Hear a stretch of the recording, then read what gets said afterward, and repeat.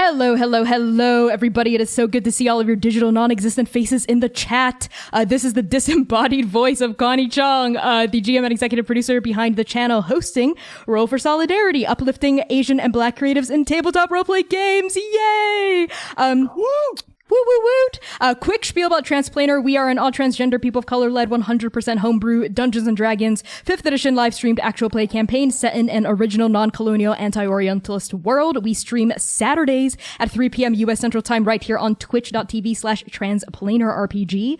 But this is not about that. This is about these amazing folks on the overlay right now for Roll for Solidarity. A quick little spiel about Roll for Solidarity. You can access this spiel at any time using !solidarity if you're like, what the heck is this? So, Roll for Solidarity, uplifting Asian and Black creatives in tabletop roleplay games, is an all POC charity stream from 4 p.m. to 8:30 p.m. Central US time on Wednesday, May 19th. That's today. And tomorrow, Thursday, May 20th, whose purpose is to build bridges, strengthen solidarity, and share our joy as Black and Asian creators in tabletop. This is a charity stream, so all proceeds will be split evenly between two important Stop AAPI Hate and Black Lives Matter orgs. These orgs are the Tamir E. Rice Foundation, which supports Black and Brown youth and advocates for police reform in Cleveland, Ohio, as well as an emergency relief fund for Hawaii sex workers and survivors organized by Affirm Hawaii, an anti-imperialist and anti-colonialist feminist organization based out of Hawaii. So please donate if you can. Use !charity to get the link at any time. We do have an ambitious donation goal for these 2 days of $1,000. Let's see if we can hit that shit.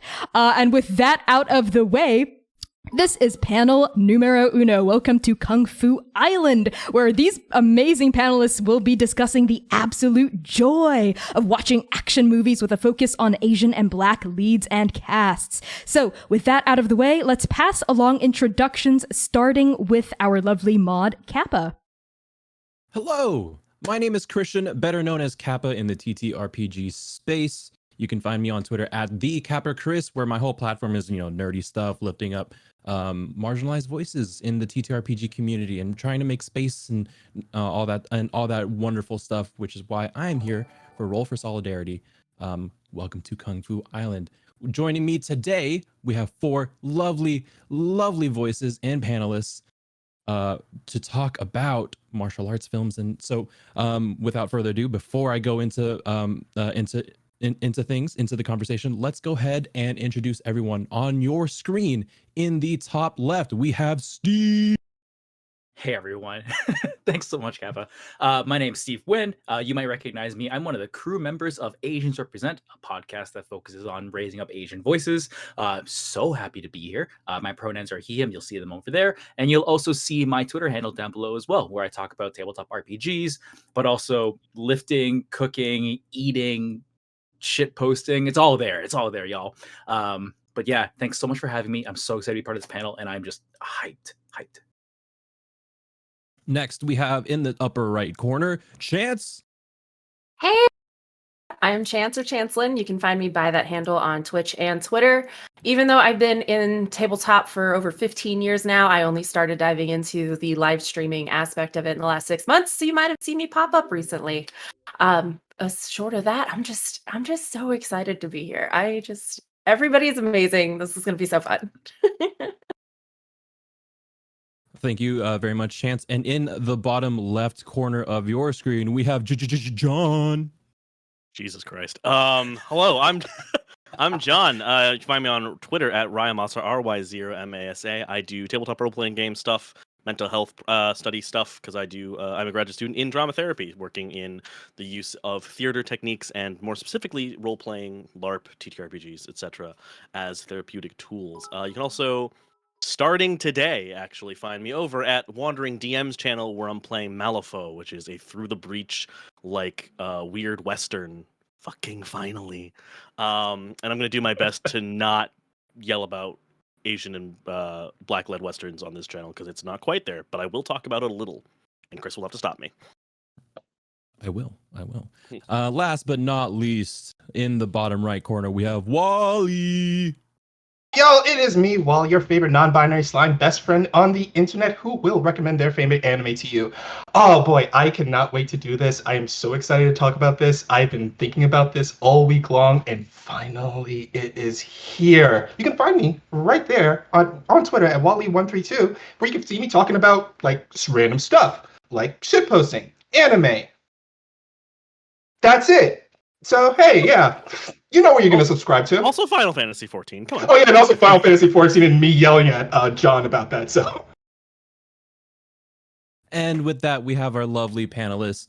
Now, a couple of housekeeping things. We are going to have a very fun conversation surrounding martial arts stuff, but you can be part of the conversation too. If you want to go ahead and ask questions in Twitch, I'm going to be in the Twitch chat. I'm going to be taking a look at that. And who knows, if your question is interesting and will spark really good conversation, I might just ask it to our panelists here. But yeah, without further ado, panelists, are you ready?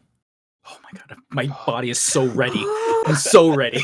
I'm like, I have so much energy ready to burst. I am sweating, mostly because it's hot in this room, but also because I'm excited. Excite It's sweat, also hot for yeah. me too. It is very so hot. let's start out with something simple. So everyone's watched action movies and action films. What is the first action movie that you or TV show that you remember consuming and seeing like and recognizing as a piece of media that you enjoyed? Anyone can hop in. If no one hops in, I'm gonna call on you like teacher. Oh, there you go, Steve. Oh, with the I always hand hop raise. in. Yes, hand raise, because we have an orderly house here. No, I love this respect for it. topic. I can't wait to talk about this. My very first kung fu film. 6 years old. My dad pops in Bruce Lee Fists of Fury. Definitely not appropriate for a 6-year-old child It is not. at all. But I have no clue what's going on story-wise. Like putting drugs in ice, no idea what that means. But I do understand Bruce Lee kicking someone so hard that it breaks through a wall. And in my brain, that just like tickled me and has set me on a path towards glory ever since. So Bruce Lee Fist of Fury / The Big Boss, depending on how you see that film. But yeah, first foray into it. Oh, so good. Such a good movie. I'm going to jump in, and I'm going to actually piggyback on that because your movie kind of leads into my movie. My first movie, I was 5 years old when I watched this movie. It was a fantastic movie called The Last Dragon. And let me tell you something, The Last Dragon.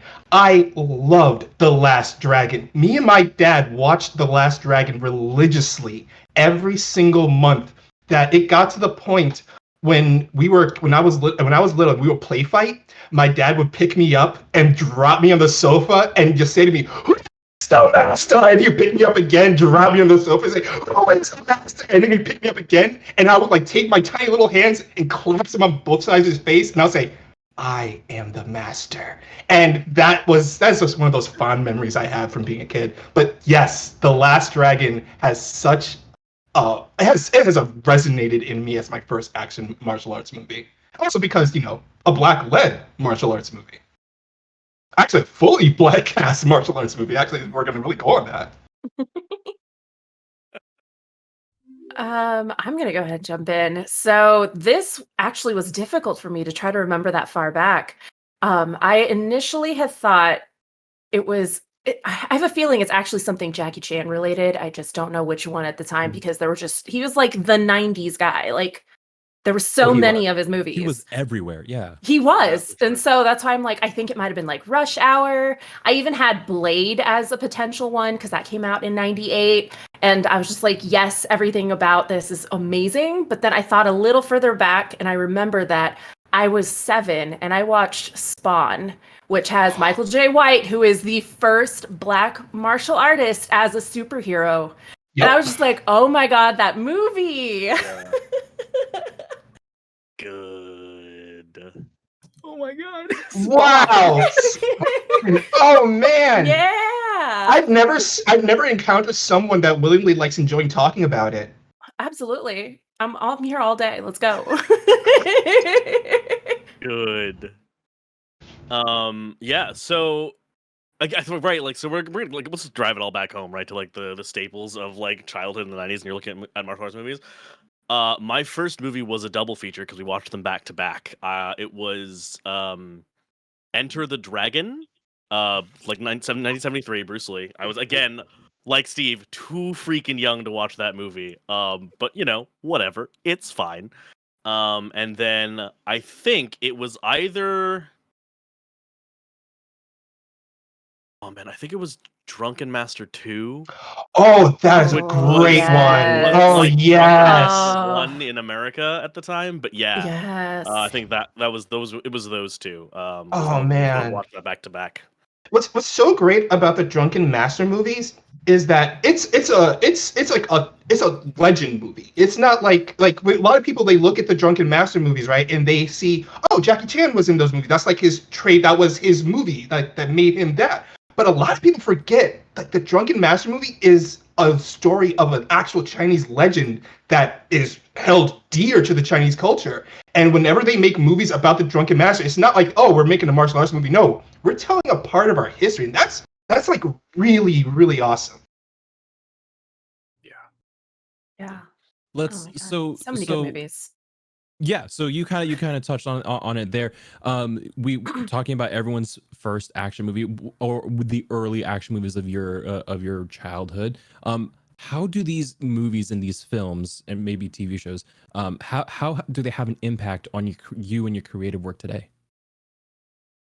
I know for me, because I've been watching martial arts movies all my life, like I absorbed everything about it, like the choreography, the storytelling, the pacing, everything. I definitely apply that whenever I play a TTRPG, or if I'm running a TTRPG.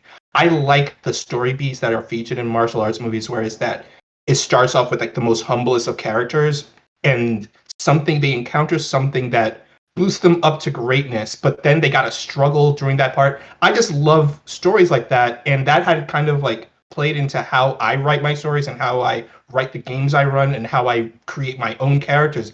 I'm always constantly looking back at those movies and pulling them as reference for whenever I tell my own stories. Yeah. I think for me, just even that first Fist of Fury film, even as a kid, I wasn't seeing any people of color on the screen pretty much at all. And when I did see someone who was Asian, could have been yellowface, but it often was just a racist stereotype, and just there was nothing there. So when I see Bruce come out on this film, and he's super hot, and he's just like breaking all these molds and things like that, it just like really kind of shocked my system to be like, oh, there's so much more to being Asian. And that just set me down a path of just like asking questions like, why did this movie show an Asian person this way? Or why are there no Asians in this movie at all? And it really sparked that and gave me a lot of like a leverage point to just be brave and just ask why. And I held on to that for my whole life. Oh, I absolutely just I love that. That both of you guys just that's wonderful. I think a big way that it has impacted my life is just understanding humility and being humble. Because the thing about a lot of these films is they highlight these people have great power, great abilities, and all this stuff. But at the end of the day, they never use it to try to be the hero. Like they know they're a hero in some regard, but they don't try to be like, you need to all pay me money or you need to do this and that for me. They're just like, no, I'm just here because like I understand I need to keep things in control and I need to help where I can. And so because of that, it kind of carried me through a lot of the things that I did because it also pushed me to take martial arts. Like the one that I focused on for a few years while I was in college was Brazilian Jiu-Jitsu. And so I did that for 2 years while I made friends with a lot of people within the martial arts community. Like I have one friend, he's a professional stuntman. I have another one who is like a 7th degree black belt in Taekwondo. Like I have all these friends from all these different martial arts films that I've kind of like just naturally went to because of the experiences I've seen on these movies. It's just, these are just really down to earth people. They're fun to hang out with. And so, you know, that influenced my creative work that I never create a character that wants to be like the ultimate powerhouse. I've had like, you know, occasionally, but for the most part, I like characters that are like, I acknowledge my power, but I also acknowledge that I'm not necessarily going to be the hero in everybody's eyes. I actually want to piggyback off of that real quick because it's really it kind of does flows into almost the exact opposite of the way that I play. Where I So again, it's me. If you know anything about me on the internet, I have two genres. It's anime and westerns. And I watched like Kurosawa's Seven Samurai before I saw Oh, God, really that's good. major Western films. Like I saw like a So couple John good. Wayne films as a kid, but I wasn't really old enough to get any of that from like a genre and a film perspective. But seeing the tropes kind of go back and forth between Westerns and samurai films as they kind of evolved in parallel, if you look at the way that like film history worked, um, really helped me sort of specifically starting with the Kurosawa films. I love playing the games where it's like, nah, I'm not going to do anything unless you pay me, but you're explicitly acknowledging that those people are assholes. Yeah. Oh Like yeah. that's Oh yeah. In Yeah. that context, yeah. right, and like it's fun to do that. Like it's fun to play the characters who are like, nah, I ain't doing anything unless you pay me. But like everyone around you is aware that this is not a hero, or if they're Yeah. if they're gonna be, it's not gonna be now. It's gonna be in like several hours once you've had to like actually like punch them in the feels a little bit and get them to care. But like Mhm. those kinds of tropes and stories I find a lot of fun because it is a fun thing to be able to see someone who is like very much not a person who ever wants to get involved with any of your bullshit realize that they have to because it's part of who they are without like and playing with that tension. So I use a lot of that sort of push and pull when I play and when I run games. And so that's kind of where I started to get it from. Plus also like anytime someone is like there is no wrong way to play a tabletop role playing game. I'm going to preface my statement with that, but I am going to say that if you come into my table and go, I roll a d20, is it a 19? And then you go, cool, I hit, and then you stop talking, I'm bored personally. Like, tell Yes. me how you hit, tell me what you're doing, tell me how you move. I want to know how your character moves and thinks in a fight Mhm. because Give me that flavor.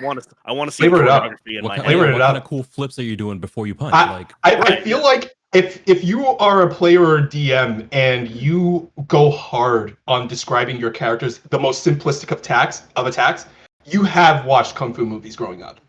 They are a part of your life because I can count so many times whenever someone says, "All right, Wally, what do you have your character do?" Like, okay, I'm gonna attack with my sword.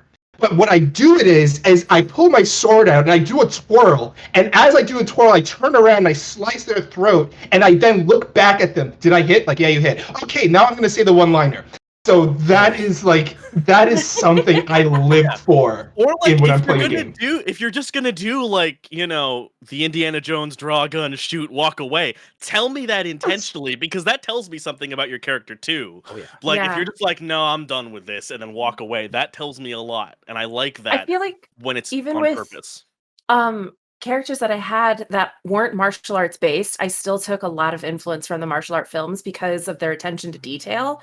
Like I Yeah. had a character that was gonna play a horn, but I was just like, oh, okay, so my character is gonna stand up and he's like still upset from before, so he steadies himself and you can see his legs like push into the ground a little bit to steady how much energy he's gonna push, which is a lot of martial arts films where they zoom in on the feet to show you like their stance, how they get up. Like they build up so much with such tiny little things that it plays into everything.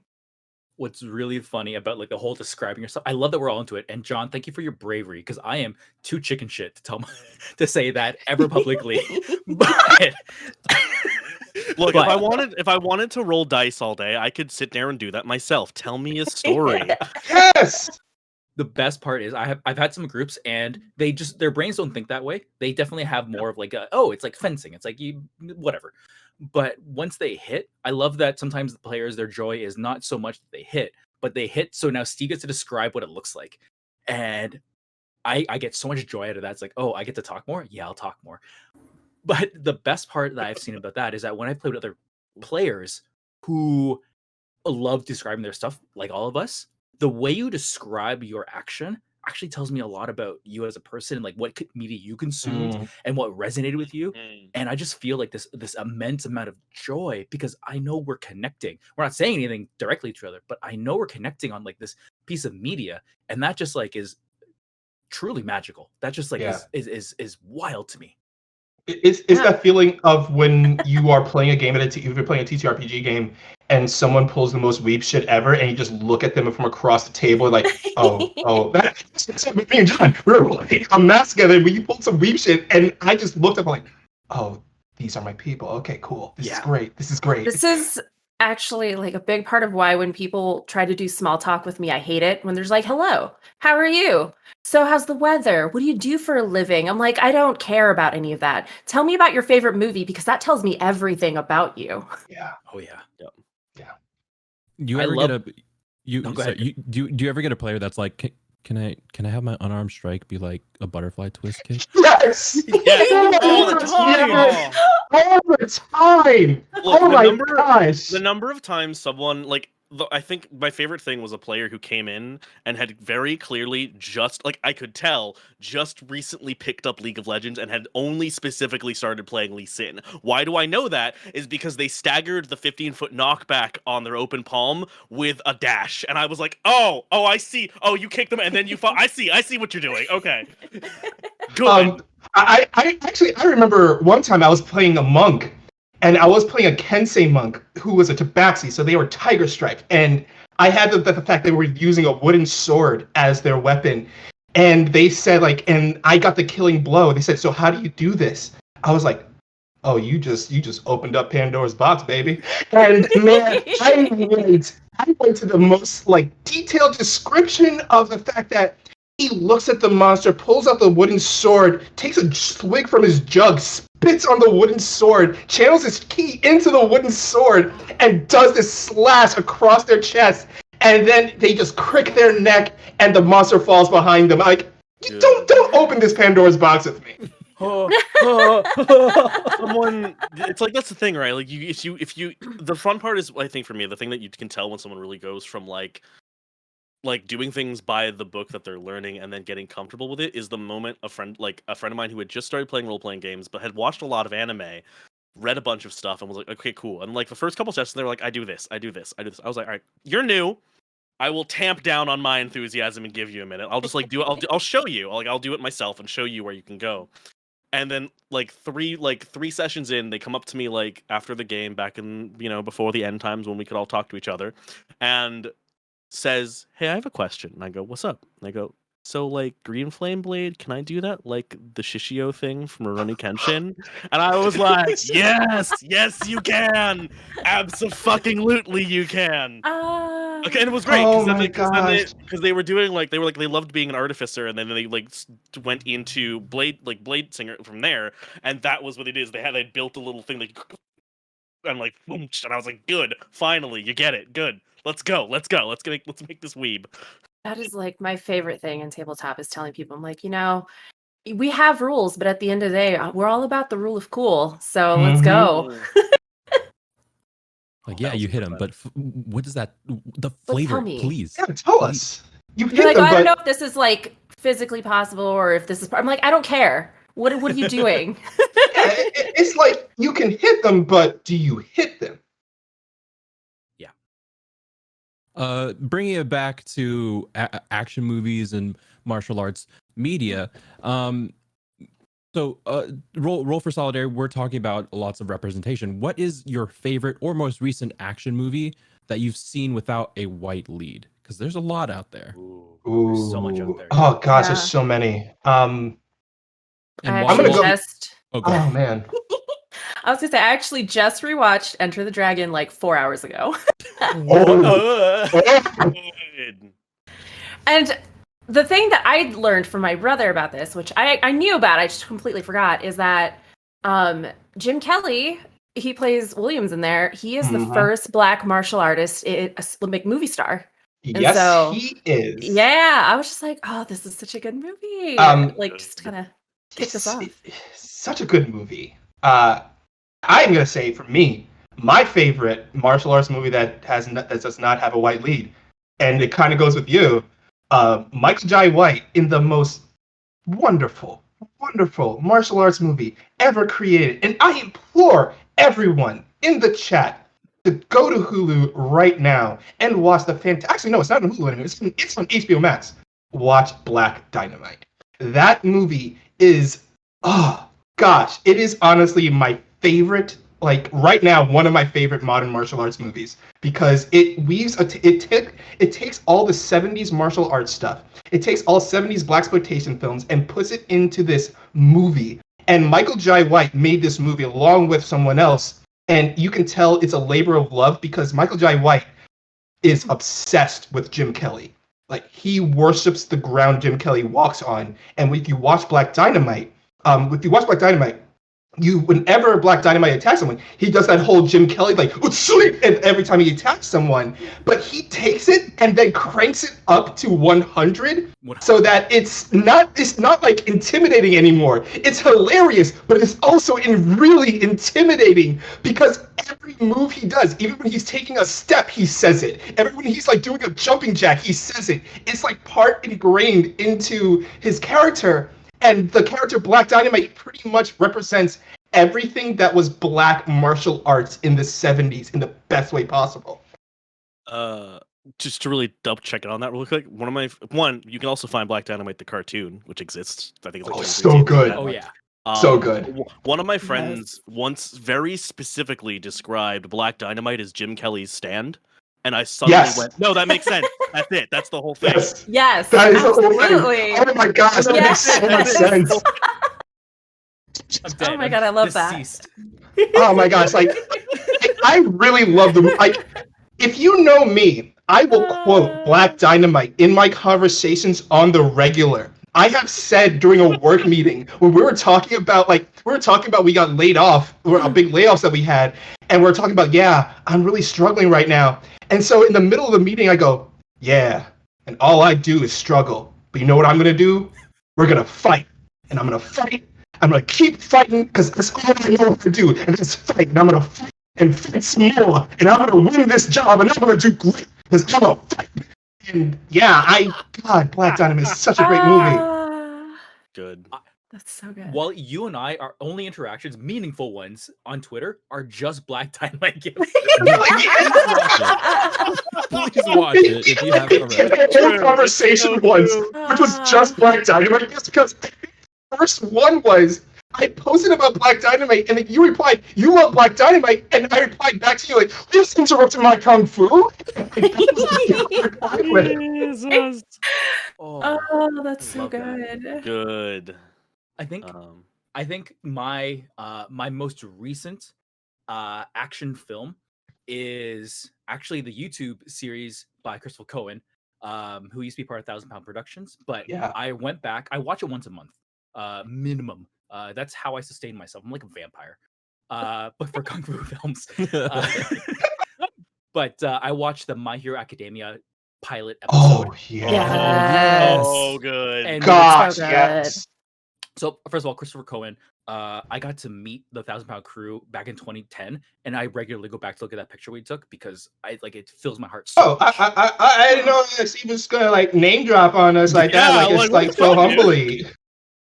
I'm not going to apologize. Don't you apologize? Don't. But that My Hero Academia and basically everything that Christopher Cohen has done, highlighting people of color, but still like allowing white people to be there and like enjoy the space and like harmonize it all, I think is truly, I've already used this word magical, but it's fucking wild. It's fucking the greatest thing, and I love it.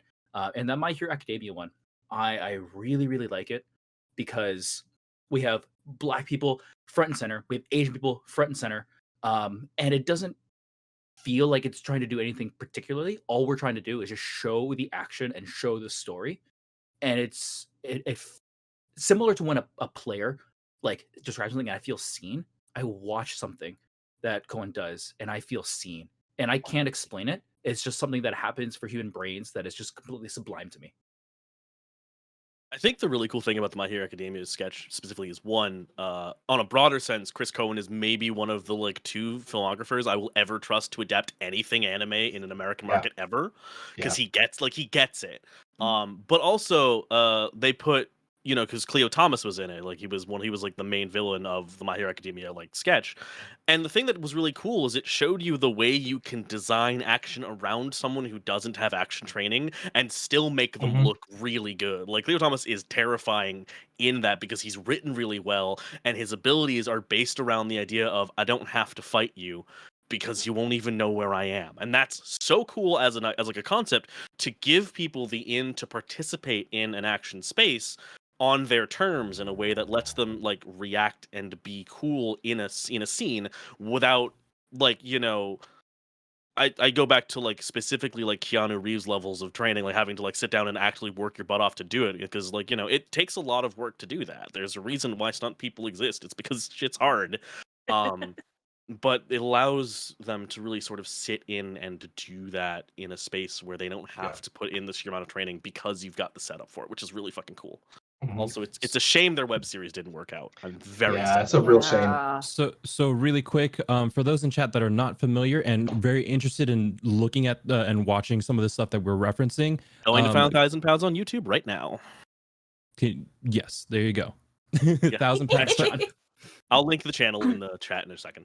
Perfect. Thank you. Because I realize not everyone has seen everything. Like not everyone can see everything that we've watched and stuff. Especially when we got 4 gigantic brained human beings here to talk about what they love. So we want to be able to share that with the people in chat. So there you go. What's it called? YouTube.com/user/Riven-X3.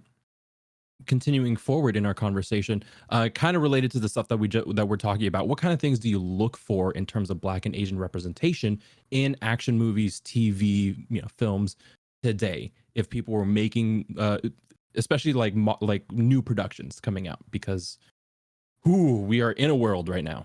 Boy, howdy! Oh, are we? Man, are we?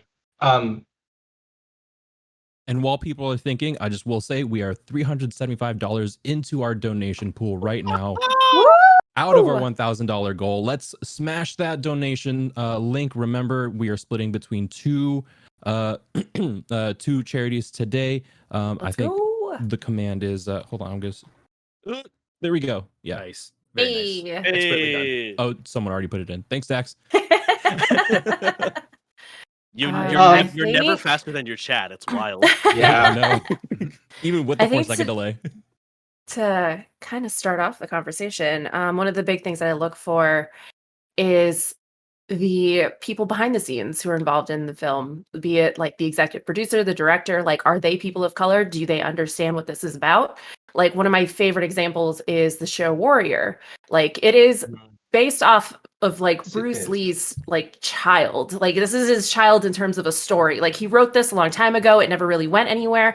And so one of the executive producers is Shannon Lee, which is his daughter. So like, there is like, if anybody was to know anything about Bruce Lee and the kind of story he wanted to tell, it would be her. So like, behind the scenes, that's what I look for. I'm sure there's other things, but I just kind of I think for me, it kind of like goes on with what you're saying right there. That it always 100% starts behind the scenes. If you do not have that representation behind the scenes, you will not be able to tell a story that is being shown on the screen. And that kind of goes into what I really look forward to when I watch any kind of martial arts movie that has a non-white lead, is that you tell the story of our struggle that we have to go to properly. Because every single martial arts movie is a story of people of color. That's rooted in, it's ingrained into it, is stories of people of color. And if you can tell the story of a person of color and viewing the world that really isn't made for us through their eyes, I look for that. I look for the fact that it just tells stories that we experience properly down to the finite point. And it's not like a story of like the tradition, like the typical person of color struggle stories you see. No, tell a story that anyone can go through as a struggle, but through the lens of someone who's a person of color. And that is what I enjoy seeing in martial arts movies, like when it has like a Black lead or an Asian lead. I just want to take a moment to say that we just smashed over $1,000 for Holy our donation goal. I cannot. Oh my god! No, someone dropped like $600 into that chat, like instantly. I was like, "What the shit?" Like, Oh. let me repeat everything you just said because I stopped Oh, paying attention. dang. Oh, wow.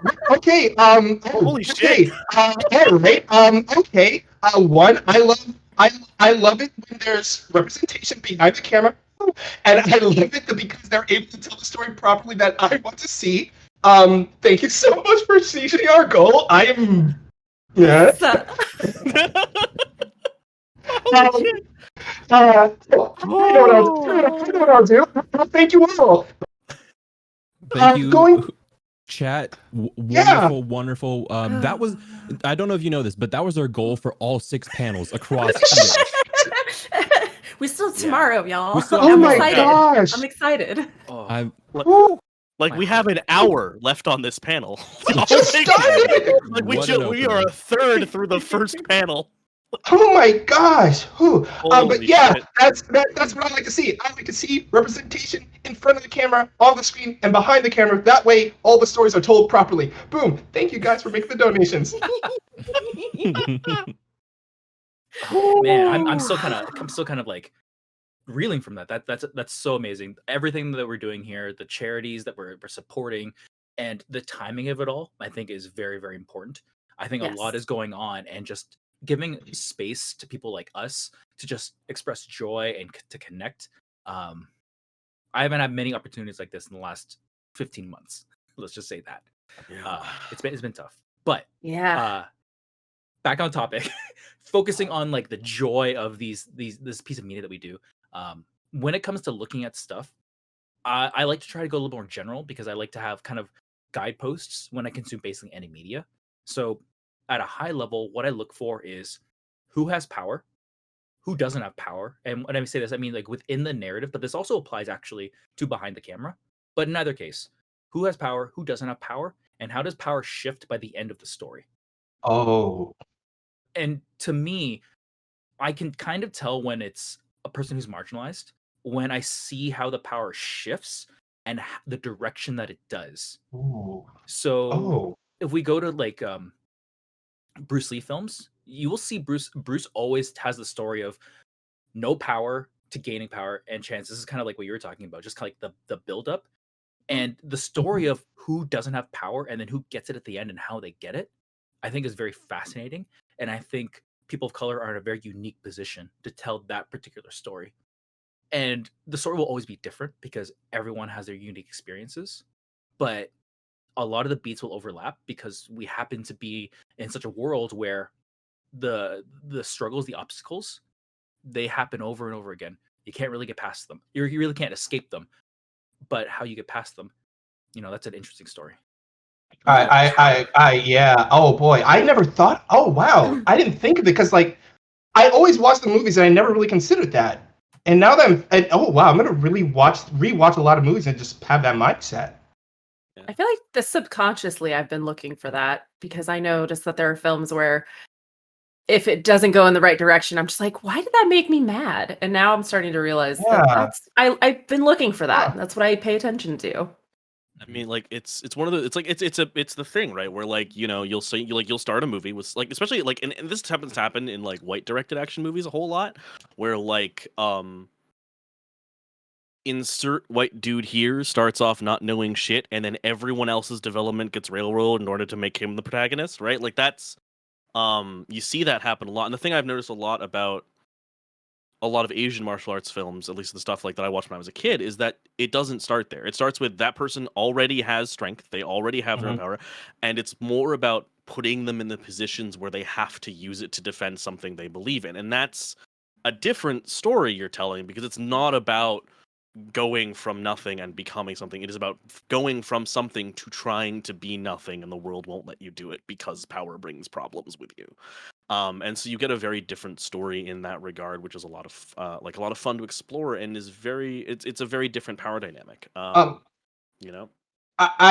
It's a weird thing that you mentioned that because now I'm thinking about it, and this is the weirdest movie to kind of thinking about it though. I'm thinking about Justin Lin, and when he makes the Fast and the Furious movies, you see that the main character starts off, they're in a position of power, they're already up there, but it's everything around them is like you're building the world around the fact that the main character's in that position of power and just building up everything around them. And you then see them get elevated. They're already there, but everything else moves up to their position, and then they topple that thing that was moving up against them, and they're still in power, but they toppled the opposition. Oh wow, yeah. Yeah. And I mean, like at a high level, like everyone's telling heroes' journeys, more or less. Mhm. And it is that basic beat of like, oh, you start off somewhere and you kind of like go through the journey and whatnot. But the reason I focus on power when it comes to talking about people of color on screen is because oftentimes who has power and who doesn't have power is actually the story you want to tell from a social justice standpoint. Who gets a voice, who doesn't get a voice, who doesn't get a seat at the table. And we kind of talked about this pre-show, but it all has impacts on how we perceive the world and how we interact with it. So I like to use that power analogy because it allows me to go to other conversations that are about other things. And I can say, hey, let's also talk about power. In this particular instance, who had the power and who didn't? And how do we want to change that? Ooh, haha, tricked you. You Ooh. learned something. Yeah. Damn, you got me. Bamboozled. Sudden education. But it's important because everyone watches movies. Action movies and martial arts movies are particularly engaging and grab your attention. So why not use this medium to teach other people to teach people about power dynamics and how to critically observe their place in the world and how they move through it. So with that, I'm going to ask, what are action movies or TV shows that fit like this whole everything that we've been talking about, and why would you recommend those? While you kind of settle in and think, because that's kind of like, how do I choose? I just want to say, chat again, if you want to engage in the conversation, ask questions. I'm scrolling through to see if there's any questions to pick out and ask folks. But the new goal is $2,000. Just a heads up. Thank you everyone for participating and donating to such really good causes. Panelists, you're doing wonderful. So I actually have something that I wanted to add to the previous question. Oh yeah, that sure. I Go ahead. literally just thought of. So another thing that I look for in martial arts action films are the women leads. How are they being treated? What is their motive in the story? What's going on? Try not to give too many spoilers, I recently watched the new Mortal Kombat movie, and as a whole, I enjoyed it. But the three main women are fridged. Like, if you don't know what fridging is a term that Gail Simone came up with, and it's where Kyle Rayner, Green Lantern, he came back home and he found that his wife was, sorry to get a little graphic, she was murdered and shoved into a refrigerator. And so Gail Simone brought that up as a trope among many movies where women are constantly used as a plot device to be a motive for men to pursue their power or to move the story along. Like, they have no other real purpose. One character did have a purpose in the film, to be fair, in Mortal Kombat. She did go on to do other things, but she was still fridged. And I'm still just like, that's something that I look for in a lot of martial arts and action films nowadays. It's just like, how are the women characters treated? Like, are they powerful? Do they have a place in the action film? Are they action themselves? Like, where are they? Absolutely. That's a really good point. That Yeah. you bring that up. And Yeah. and more and honestly, more than just Crouching Tiger, Hidden Dragon. Like, there are two, maybe three female leads in action movies that I can think of. Here's the thing: is the worst part is, like, the female lead in action movies is a white woman with Cynthia Rothrock. Like, everyone refers to Cynthia Rothrock when they think of female action movie leads, and it's like, yeah, she's great, like, she's iconic, but it's kind of screwed up that she's the iconic one we all look for female leads. Like, we get Michelle Yeoh, we get Lucy Liu. Mhm. Other than that, that's it. It's really Other hard. than that, it's like, hey, wait, hold up. Scarlett Johansson is Asian. Come on. That's Hate right. you. Remove him from the stream. Just Hold on, just where's mute the him. mute Just mute him. Just Where's mute the him. mute button? Just mute him. That's strike two. That's strike two. Don't do this to me. But like, I mean, it brings up a really good point, though, right? Because, like, there's that, but also, like, the only ones you can think of that I think, even though it's a movie that's done super well in terms of action, Atomic Blonde with Charlize Theron, right? Oh, yeah. That's still a white woman lead. Like it's an improvement, but it's not by much. Yeah. But it is. And the worst part, kind of about it, really, is that Atomic Blonde is a solid fucking action movie. If you watch It it, it's is. very It is, good. yeah. Oh It my is. god, it's incredible. It But is, yeah. But yeah, it's female people of color starring in action movies is so rare, and that's very sad. Like, Yeah. well, not that I'm talking mainstream media starring female people of color. That is, it's upsetting that we don't see enough of that. true. There are other panels that I think are going to dive actually and maybe touch on this idea, because I think there's a very specific reason why women of color are not put in these positions of power. They're not shown as Yup. the leads Mhm. and whatnot. Yeah. And it's a Yeah. deep and heavy conversation that takes a lot of time and nuance to unpack. Yup. Yep, Sure. sure Though does. I'm gonna gush though, because we haven't talked about chocolate.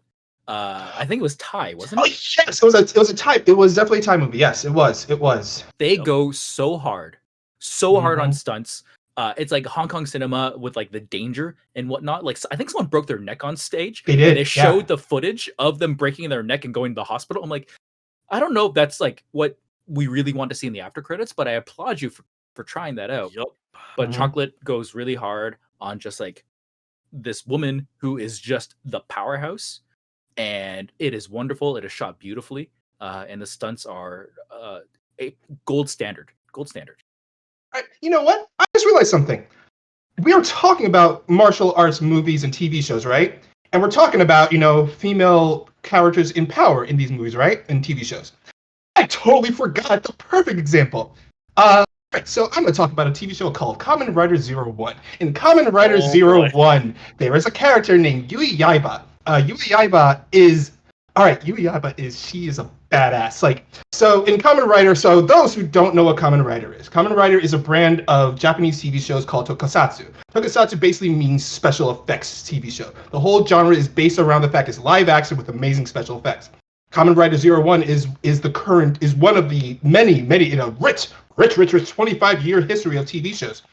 She plays Kamen Rider Valkyrie, and boy howdy, she's a badass.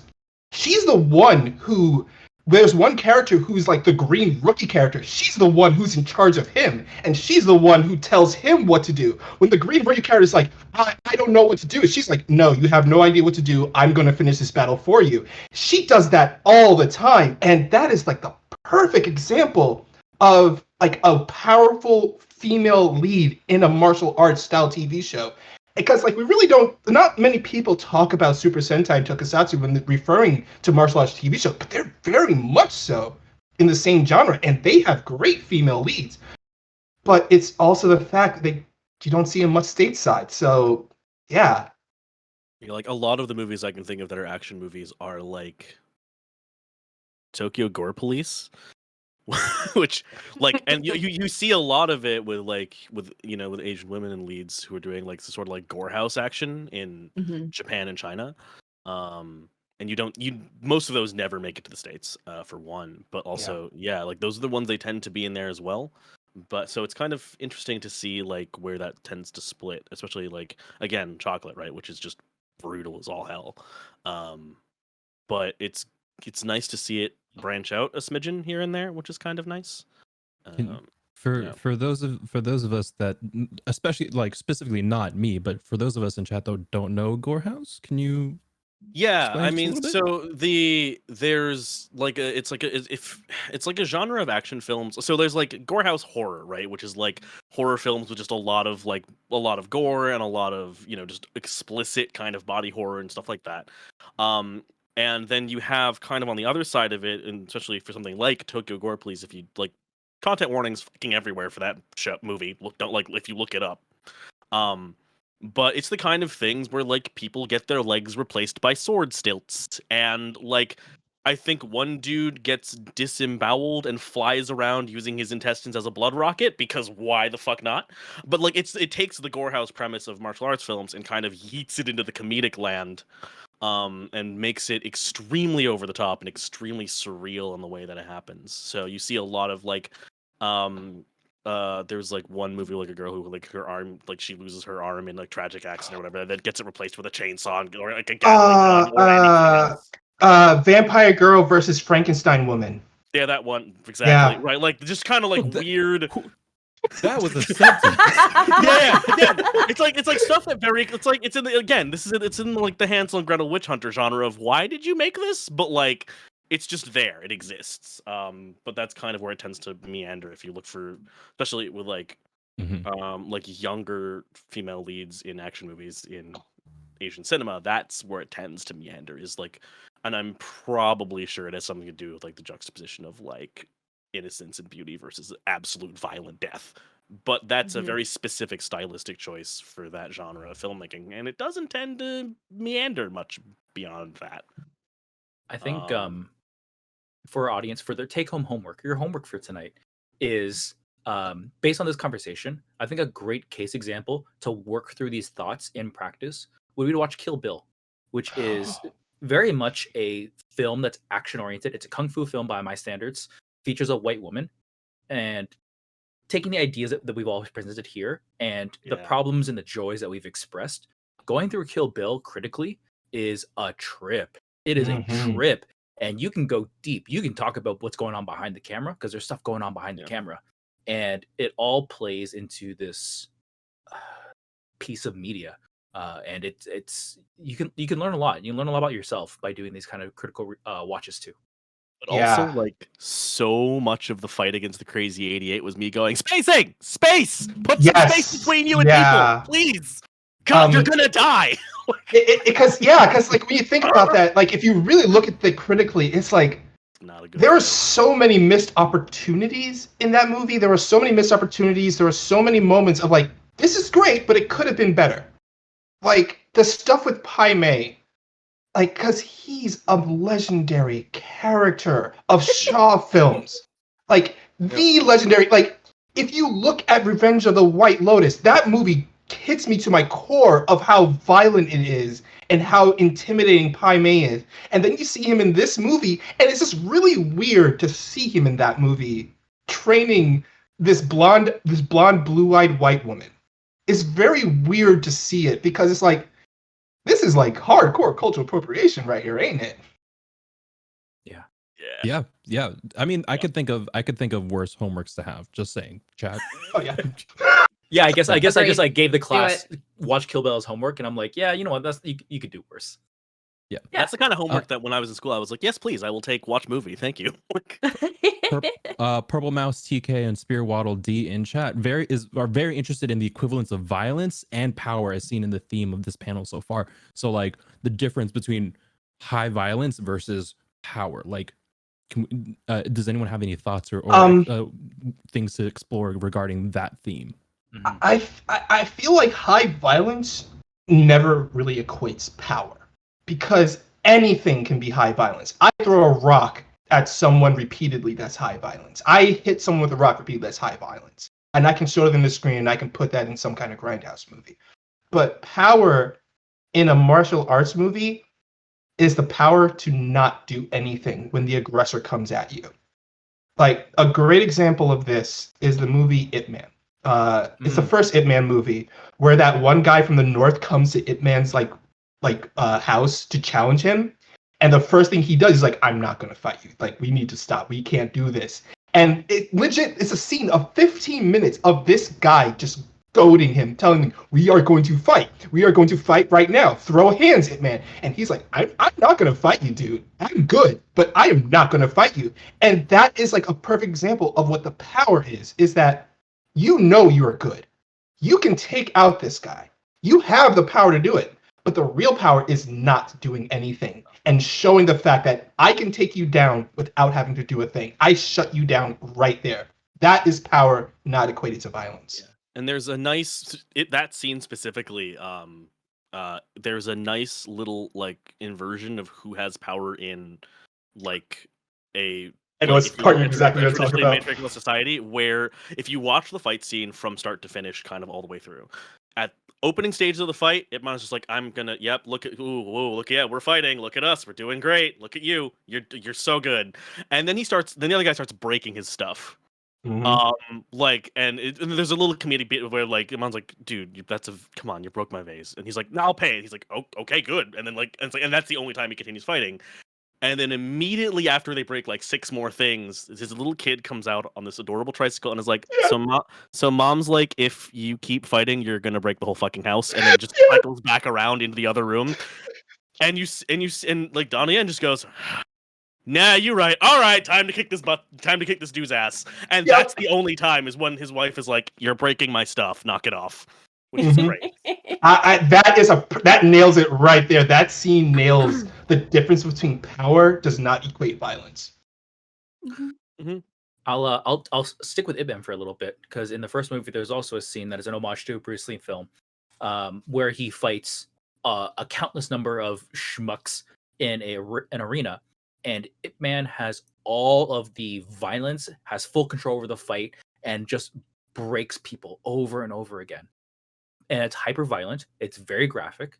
But at the end of it, you realize that Ip Man, despite all this strength, all this skill, all this prowess, has zero power in that situation. And in that scene, it's raised up as Ip Man has tried to seek revenge or some kind of retribution around the oppression of Chinese people, and has decided to walk up to a general and just beat up all of his men. And at the end of it, the general's like, cool, here's $10 for your troubles. I really enjoyed that fight. And Ip Man is destroyed by it, because he's like, despite the fact that I can beat any one of these fights, I can't save these people. It's bigger than just a fist can be. And Accented Cinema did a great video on Ip Man as a Superman story, where you have all this power, and it doesn't actually solve your problems. Sometimes you can't just punch your way to a solution. Sometimes you have to accept the losses, or otherwise reflect on what's going on here. It's very powerful, I think. To also go with that, the whole topic of power doesn't equate violence. I'm about to open up the Pandora's box again. I'm going to talk about some Shaolin soccer. Shaolin soccer is a perfect example of people in power does not equate. That whole movie is a story of people with immense power lording it over someone else and just showing off how awesome they are. But there's zero violence at all. And that is a perfect example of that statement.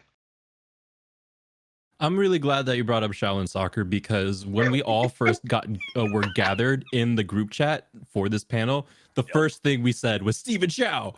And so good, guys. Stephen Chow is so great. It's like my people. Yeah, it's like you can do good action without being hyper violent and hyper real. Like there's some hyper violence in a very stylistic, like very clear aesthetic choice kind of way in a lot of those movies, and then there's just like angry lady in hair curlers yells into Broken Bell, and you're like, great, wonderful, I love that too. Give me more of that.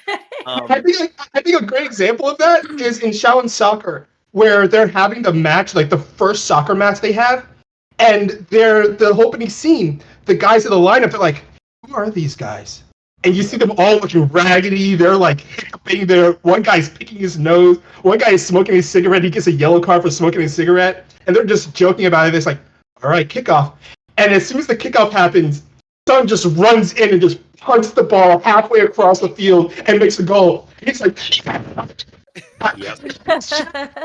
like, wait, what just happened here? And he said, this is not going to happen again. So then they do another kickoff, and it happens again, and they flip out.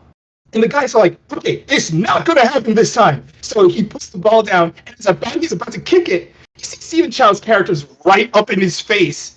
And the guy's like, I'll just let you take the kick. And that is a perfect example of power without violence right there. I love being able, like, one of the questions earlier was, what do you look for? I really like looking for telling your story through your action, like that, telling jokes, telling humor, because it's something you got to think about. Jackie Chan does that really well. Incredibly. Just because a lot of his movies are him just like where he's not like dude gets hurt in everything. Oh my God. But like half of his things are like, oh god, someone's coming at me with a large stick, diving through this ladder now because I don't want to get hit by a stick. And it's like, there's you can have a lot of skill and you can have the ability to do all these things, but at the end of the day, like the Jackie Chan movies are, I'm trying not to get hurt and I'm trying to go from point A to point B. Will you all please stop swinging things at me? Like that's like the whole movie like in a row from at any given point. It's And that it's whole great. joke of Jackie Chan always says, "I don't want any trouble." Yeah. It's like you but at the same time, every right? movie. Every movie, right? But at the same time, you end up in an awful lot of trouble for a guy who doesn't want trouble, my guy. Like, and that's the juxtaposition, right? Is you don't want trouble, but you almost can't avoid it because, like, especially, and there's all those tropes of, like when you become like the greatest martial artist or whatever, people will come fight you because they want to prove how good they are, and you're just like, I'm good actually. Like there was. And again, okay, so this is where I sidetrack into westerns. Real quick, Go for it. There's one there, and because a lot of them, because again, they borrow a lot of tropes back and forth from each other. Yeah. But there's one great scene in a movie I cannot remember for the life of me the name of that I will find later, where one a gunslinger who's like his younger comes up to this older one and is like, "Oh, I've heard of you." You're like, "Yeah, and he's just trying to have a drink, and he's like, "Why don't you you're that guy?" He's like, "Yep, that's me," and he's like, "Why don't we have?" It's like, I want to see just how fast you are. I want to see if the room is all right. He's like, we could do that, or you could acknowledge that I have a gun pointed at you under this table, and you could leave. And the kid is like, wow, I thought you were like an honorable whatever, and he like fucks off out of the bar, and the guy comes back up with a cigar and just starts smoking it. And because he's too old for this shit now, he doesn't want to be bothered by your I need to prove myself stuff. He's like, I've already done it. Go figure something else out. I don't have time for this anymore. And then gets forced into a fight, down later. But that's that kind of thing where you're you don't having power means that people will come seeking power. And and that's a really fun little trope thing that you get that a lot of movies don't in the Western sphere don't really tone, because usually it's it's the thing that I've noticed really in Western films in the kind of action stuff is it's not about people who have power becoming a threat. It's about someone without power threatening to become powerful. If you watch the way that a lot of heroes' journeys are in the West, it's always that person is going to be the one to stop us. We need to kill them now. Whereas a lot of Asian movies and a lot of the samurai films are this person has power and trying to essentially be left the fuck alone.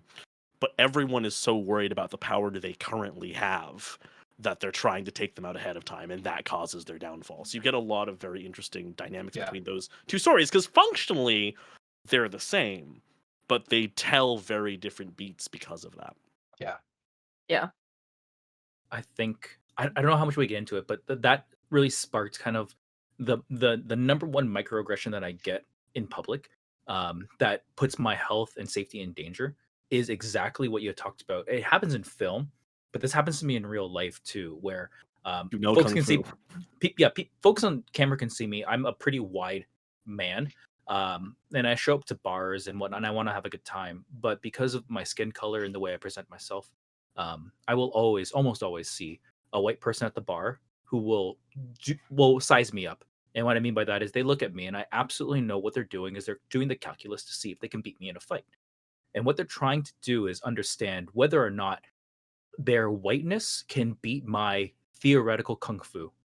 And I lose no matter what, because one, if I lose a fight, which I probably wouldn't engage with, but if they pushed me and I was in a violent act, if they beat me, then the white man has won.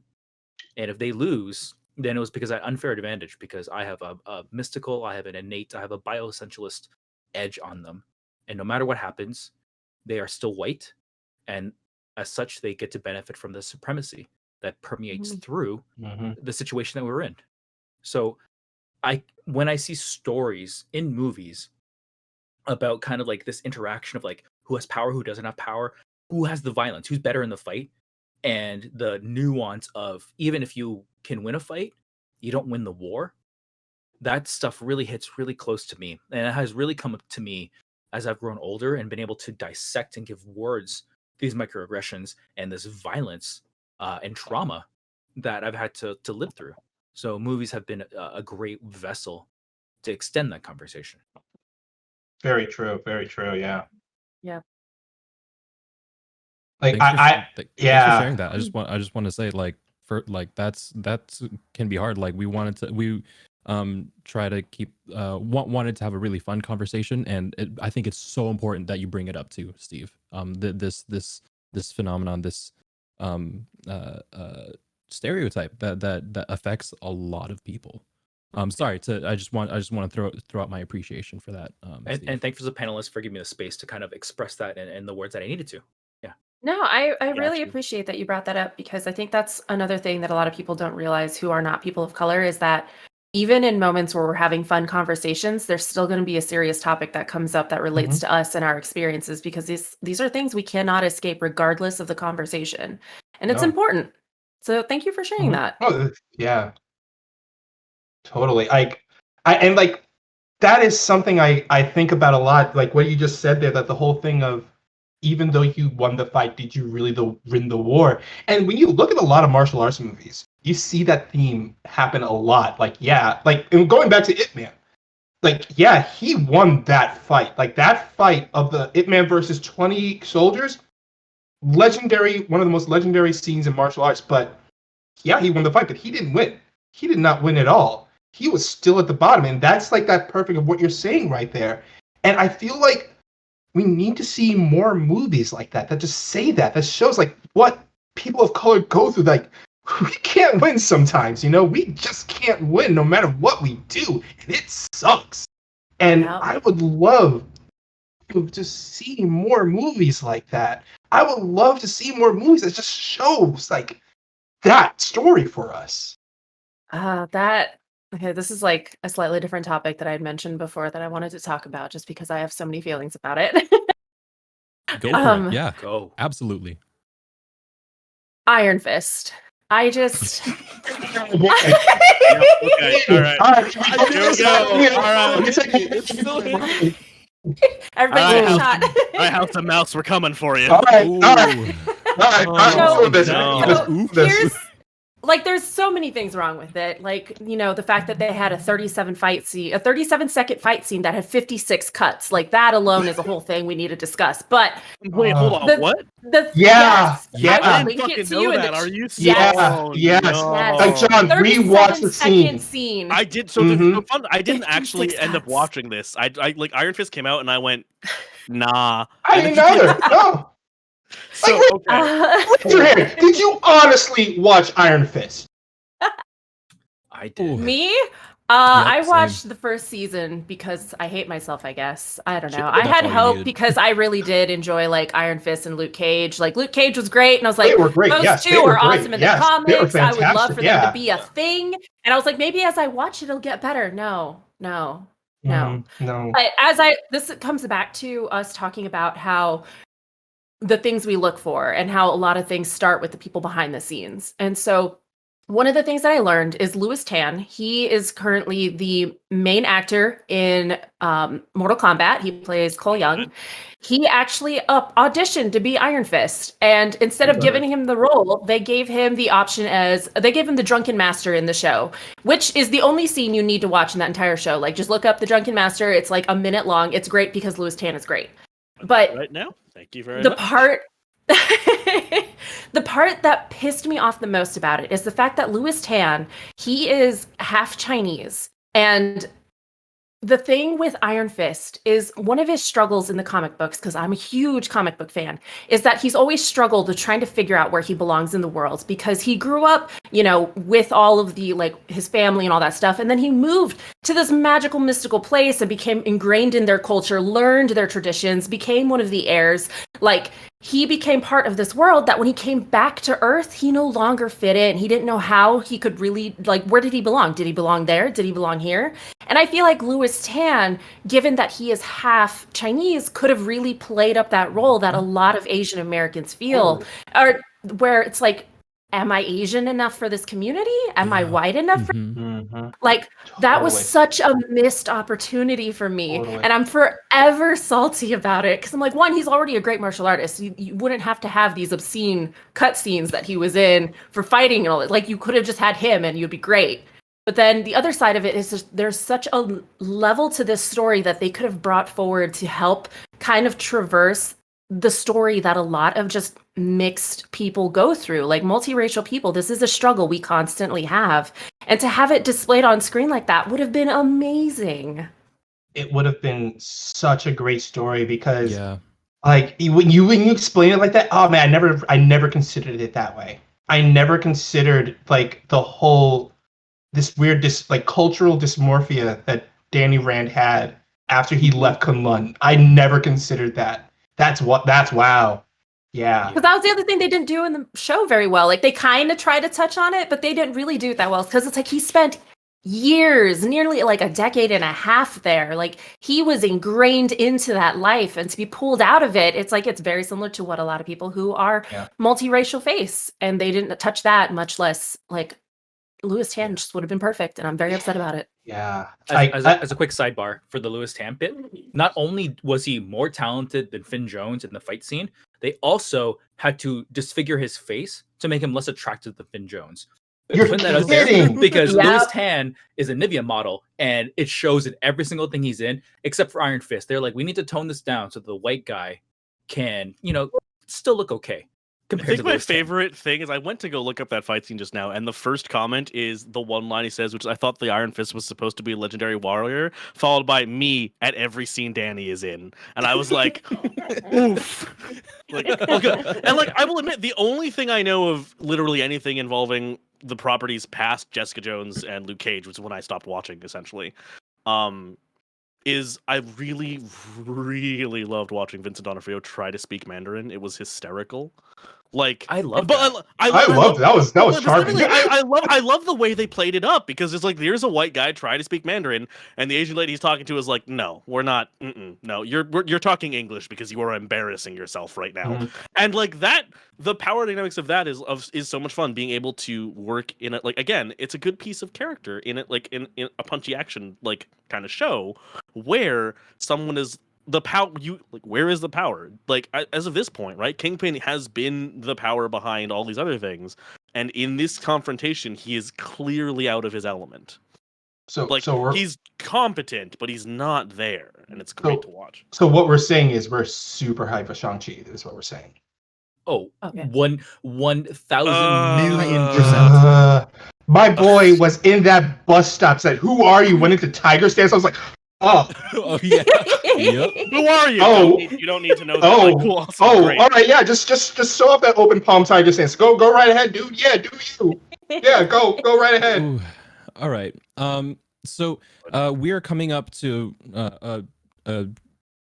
almost time here, but I want to get, if you had to recommend, like going back to the recommendation question, if you had to recommend one piece of media, this is I know that's a really hard question. I hate getting asked this, but if you had to recommend a show, intellectual property, movie that kind of ties together sort of what you want people to learn, I mean, about action movies and representation of Black and Asian folks, what would it be?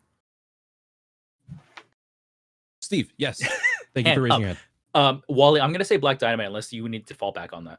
Oh no! I have another. I was gonna say, you go ahead. Okay, so someone has to recommend Black Dynamite, so it's absolutely gonna be me. I'm gonna say Black Dynamite. A lot of reasons for it that we've already talked about, but when your extracurricular, your extra homework here, your extra credit is you finish Kill Bill, you see what Tarantino has done, you watch Black Dynamite, and you see the differences. The story is actually kind of similar. Well, you already have someone who's very capable, who basically already has all the strength and skill needed to see it to the end. But watch how the story is told, watch how the power dynamic changes, and specifically for Black Dynamite, watch where the joy is meant for the audience to feel.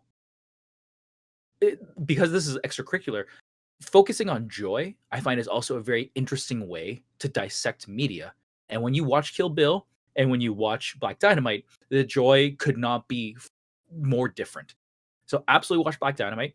It will also open up other doors for us to talk about exploitation films, because that is a big part of media, and it's big about how we make media even today. Yeah. So watching Black Dynamite and take the exploitation, but also celebrate it and deconstruct it is a type of nuance that you will not see in many other films. In fact, I dare say that Black Dynamite might be the only film or series, if we're going to talk about TV show, that takes blaxploitation, but also this whole like kung fu cinema and deconstructs it in a way that is actually consumable by most people. So Black Dynamite, 100%. Michael J. I'm gonna this is not my choice of movie, but just kind of like double up on what you said. Also, I'm gonna offer that you guys watch The Human Tornado, which is a Dolomite movie. And Dolomite is like one of the key blaxploitation kung fu movie character. So after you watch Black Dynamite, watch Dolomite. Though my movie, I would definitely say watch the Ip Man series. The entire Ip Man series, just from start to finish, it tells such a great story of a man who was in power, lost the power, gained the power back, and saw what he did with that power after he got it back. And it's told over the course of 4 movies. He fights Mike Tyson. If that's not a reason to watch the movies, I don't know what is. But Good fucking also, fight. but the fight with Mike Tyson actually is a perfect example of what we're talking about here. Is the fact is that once again, it's a man who is in power, and people are coming up to him because of this cultural stereotype of his people, that they're saying, "Hey, you know kung fu. I'm gonna beat you up and prove my fighting is stronger than you." And that is the general core of all the Ip Man movies, of just this, and just showing a man defending not just his own honor, but the honor of his people, the honor of his culture, and everything Chinese culture represents through his fists. And it is such a great story. And there are so many moments that will make you cry, that will make you cheer. Oh boy, the last movie will make you cry. But please, watch the Ip Man movies. And my homework to you is, when you watch the Ip Man movies, don't focus on the fights. Focus on the story of Ip Man himself. The fights are great, but focus on the story of Ip Man and the growth that he goes through the entire series. I think my recommendation is going to be a little wild, I guess. It would be Blade, honestly, the first Blade at the very minimum, because Because motherfuckers I find Wesley Snipes, he is a martial artist. He has various belts in various different types of art, so he knows what he's doing in those films. But another perspective to look at those films is how he talks about being a half vampire. Where does he belong in this world? Is he a human? Is he a vampire? How does he cope with that? That's such a big part of just people of color in various films that I think is such a great movie to highlight that. But the other part of it that I think Blade just deserves the respect that it does, because without Blade, Marvel would have went bankrupt. Marvel was literally on the verge of shutting down until Blade came along. So to highlight just how powerful and how good that movie is, I literally watched it 2 weeks ago. It holds up so incredibly well. I would, if you paired it with the other Marvel movies now, I outside of the extreme special effects they do, it still fits so well. Yeah. And so I think it deserves a watch if you have not seen the first one. It's powerful. And also, if we didn't have the Blade movies, we wouldn't have the Deadpool movies, because Ryan Reynolds did not want to do comic book movies until he did Blade 3. Yup. Yeah. Well, some motherfuckers always trying to ice get uphill, right? Oh, that line is so good. And he improv that line. In the script, he just said it. So good. Okay, so mine is going to be, I want to talk about a very specific movie, and specifically the scene it's really well known for, which is Tom Yong-gung, which was also released in North America as The Protector. It's a Tony Jaa movie, and it's specifically known for having a fight scene of Tony Jaa's Muay Thai versus Capoeira with Latif Crowder dos Santos, who, if you don't know anything about him, is one, a fantastic martial artist, and two, because perfectly to bring it back around to my specific wheelhouse of things, is the stunt double for Pedro Pascal's Din Djarin in The Mandalorian, in case you didn't know that, which is great.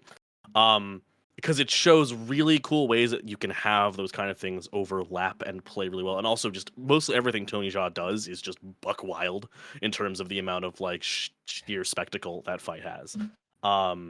But my second bit of homework is, because I do want to touch on it really quickly, because we've talked a lot about Asian Black representation, and then we've also sort of touched on the spirit of films of folks with white casts and white dragons that get it, which is trickier to find. So I do want to recommend one of those for if you can do it, because again, Atomic Blonde is on that list, but also if you watch John Wick 1, 2, and 3. Yes. John Wick is the Yep. perfect example of a film series where Yes. everyone in that cast fucking gets it. The crew gets it, the Yes. cast gets Yes. it. And if you watch it very quickly, it is essentially a 3-day snapshot into the like decades-long central theme of Ip Man, which is when you start fighting, when do you stop? Yeah. And Oh that's god, I'm the gonna watch this whole movie after movie. this. So good. I'm gonna watch that movie after this now. Oh boy. There's one yes. more thing I do want to recommend is if you want more of a long-term thing, and that is Warrior. Yes. It is the most recent, like, modern take on martial arts, but it's a period piece. It focuses on so many different like topics. It's very serious. It has all kinds of things going on for it, and it's Bruce Lee's like story handled by his daughter. Like, it's if you want something that's just long-term, I can't not recommend it. And again, another extra piece of extra homework. Into the Badlands walked, Yep. tripped, and fell so that warriors could run. Yes, Into the It's true. Badlands. It's true. Also, Into the Badlands is one of and they the. just kind of whooped, and then like Yep. It's also if watch Into the Badlands if you want a really great modern take of Journey to the West. All right, so it's a great take on Journey to the West. So and that is like my go-to for like, Chinese Oh. legend. Kid, Just That have is one my- more. there. Oh, we're Last watching one. Monkey Kid later on. Yeah, Watching yeah, Monkey Kid later on. I have one more, and it's just because I feel like a lot of the movies we listed were already pretty serious. Blade has some humor in it, but I think Kung Fu Hustle or Shaolin Soccer just Anything Oh, Stephen yes. Chow. just to all give you the Stephen Chow another movies. like side of it. That Also, like, it's not shout out all to Stephen serious, all Chow that- violent. Like Yeah. shout out Stephen Chow for being a director for a martial arts movie that's also incredibly capable in Yeah. those movies. Like Absolutely. remember in Shaolin Soccer when he's doing that pose on the trash cans? Yes. Oh, my wild. gosh, Stephen Chow. Whew. Okay, if we're not careful, we're going to start a podcast. You're right.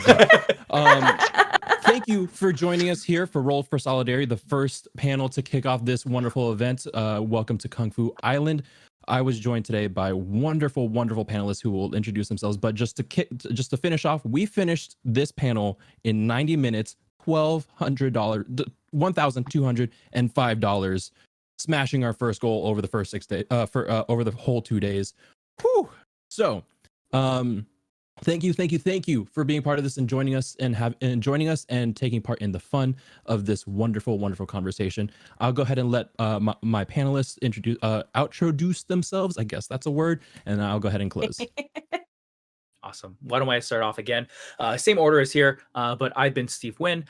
You can catch me on Asians Represent. You can also follow me on Twitter at DEEM Steve. That's DM Steve phonetically. The DM stands for Slide in My DMs, and let's talk about Legend of Korra. But it has been an absolute pleasure. And thank you so much for having me on this amazing panel.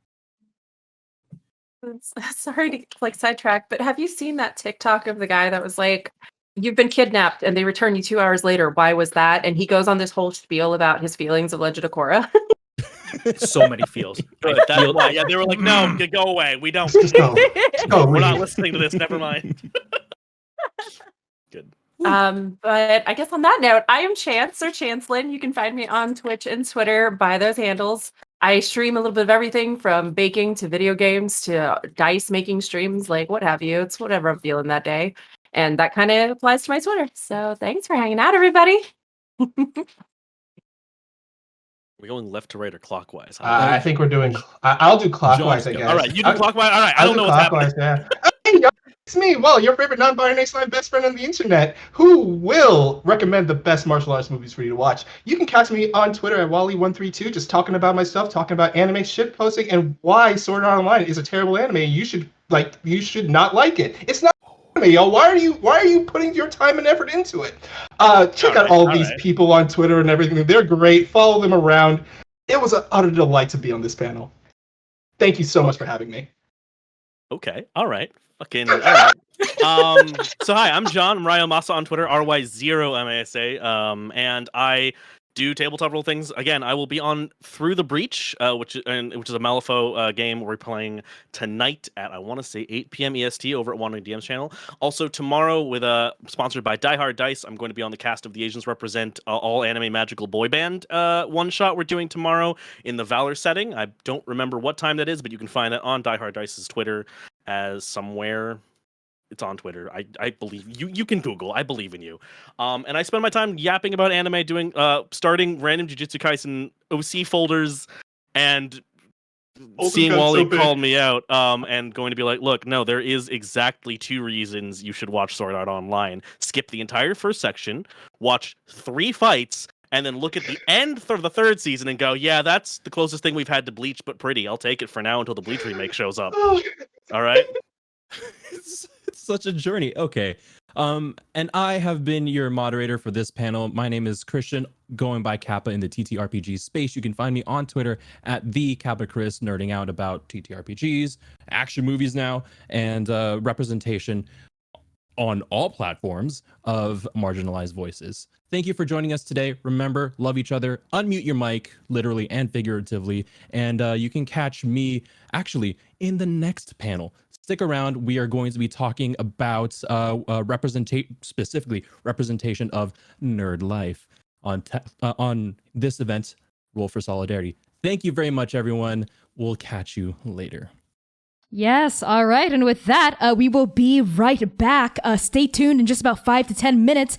Panel number 2 of Roll for Solidarity, Represent Nerd Life, will be live. That is 5:30 p.m. Central U.S. time or so, where we will be discussing creating our own spaces in the absence of welcoming tables for Black and or Asian players. So stick around for that. Listen to the cool tunes in chat. Let's give a invisible round of applause to these amazing panelists for bringing their expertise, time, and knowledge to this. Thank you for smashing through our $1,000 goal for the entire event. Let's see if we can hit 2K by the end of tomorrow's stream. And with that, let's say goodbye to Steve, Chanslin, John, Wally, and be right back to Kappa.